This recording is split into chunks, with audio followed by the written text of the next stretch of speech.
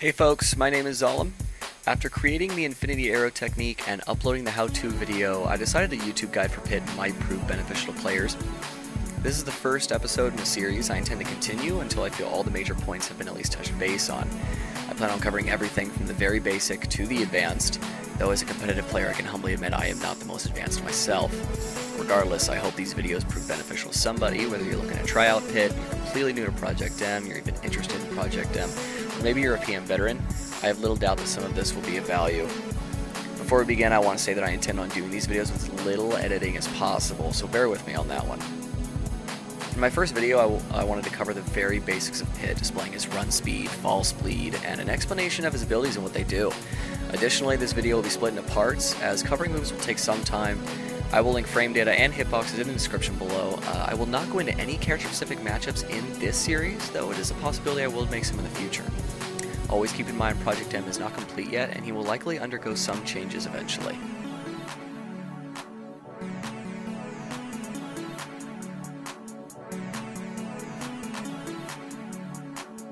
All that said, let's begin. First and foremost, Pit is a relatively agile character with emphasis on aerial combat. With his multiple jumps and incredible aerial combo potential, this character is for the Flyboys. While Pit does have a rather rough approach game, his combo game and ability to harass his opponent into engaging are his strong points. Pit additionally suffers from a low grab range, despite the grabs are very rewarding for him. Couple basics. From the ground, Pit has 3 jumps. From the ground he has 4, so 1, 2, 3, 4. And if knocked into the air from the ground, he has those 3 in the air. He does have a relatively quick fall speed, run speed, and aerial mobility as well. That said, Pit's twin blades. All of Pit's moves involving his blades mimic Roy's sword mechanic.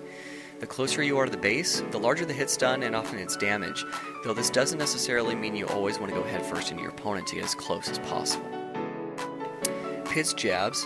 He has 2 forms of his 3-part jab, a multi-strike repeater and a single higher hit stun jab. To perform the repeating jab, simply keep pressing the A button quickly, so 1, 2, 3. The jab is fast enough that once caught, it's difficult to get out of unless you DI away. Additionally, if the opponent stays with it long enough, the final hit has hit stun to knock them away. This works on all characters, though if they crouch cancel, the final hit won't be enough to stop them from countering. Now if you hold the A button on the 3rd strike, it will continue indefinitely. And this does work on crouch cancelers. To perform his 2nd type of jab, simply put a little hesitation to the 3rd part of the jab.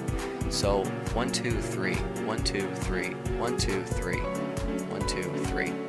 As you can see, it kind of pushes them a little farther away than the initial multi-strike repeater does. You can easily notice the difference.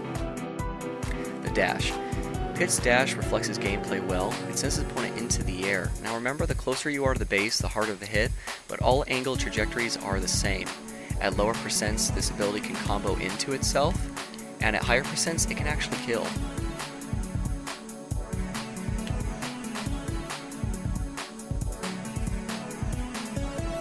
Tilts.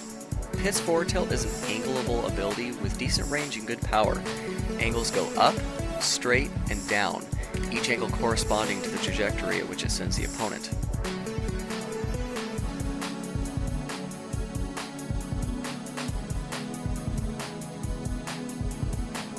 Up tilt has 2 sets of hitboxes in 2 primary areas, his lower body and feet.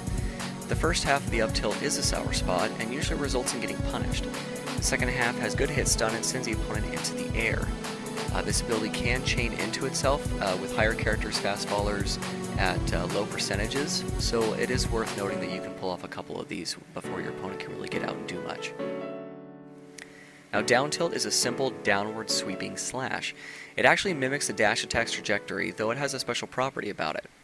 When on the ground, the opponent is hit up in that trajectory of the dash attack. Now when hit in the air, the opponent is sent down into a meteor. Now it is important to note that when the opponent is in the air, to perform this meteor, he needs to be within the body of Pit. He needs to be very close. If he's at the tip of the blade, it isn't going to work. It's going to simply send him back upwards.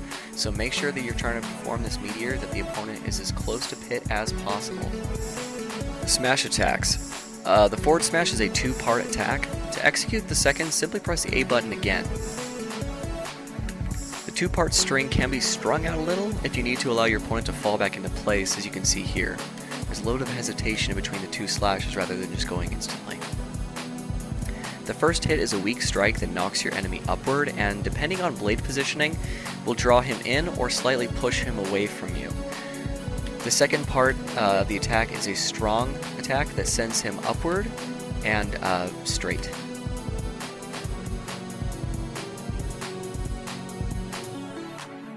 Up smash is a rather safe ability with quick startup and hitboxes quite literally around the entirety of Pit's body, though not all of it is strong enough to keep your opponent from hitting you back.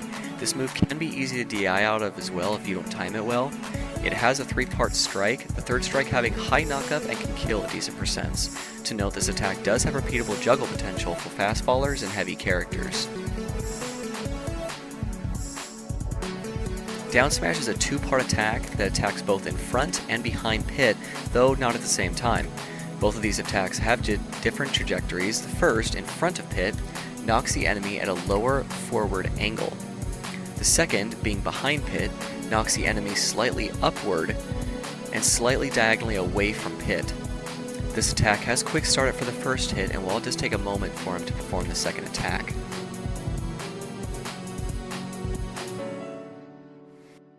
And this concludes the first part of episode 1 in the Pit Guide series. The second part will continue covering his attacks, primarily his aerials. Please check out the description below for the link, and I will see you guys soon.